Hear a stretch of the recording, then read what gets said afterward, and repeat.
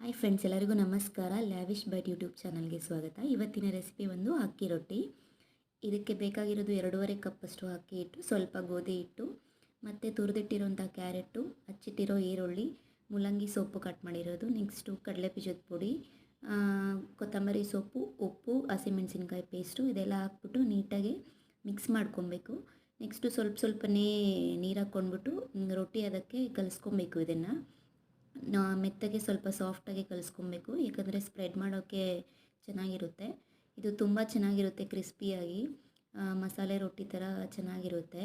ಇಲ್ಲ, ಈ ವಿಡಿಯೋ ನಿಮಗೆ ಇಷ್ಟ ಆದಲ್ಲಿ ಒಂದ್ಸರಿ ಟ್ರೈ ಮಾಡಿ. ಮನೆಯಲ್ಲಿ ತುಂಬ ಈಸಿಯಾಗಿ ಮಾಡ್ಬೋದು. ನೋಡಿ, ಪ್ಯಾನ್ ಮೇಲೆ ಈ ಥರ ಎಣ್ಣೆ ಹಾಕ್ಬಿಟ್ಟು ತೊಟ್ಟಿರೋ ಅಂತಹ ರೊಟ್ಟಿನ ಹಾಕಿ ತೆಗಿತಿದ್ದೀನಿ.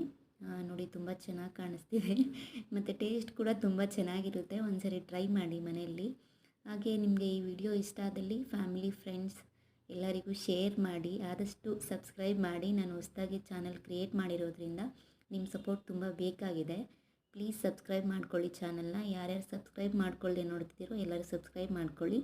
ಥ್ಯಾಂಕ್ ಯು, ಧನ್ಯವಾದಗಳು.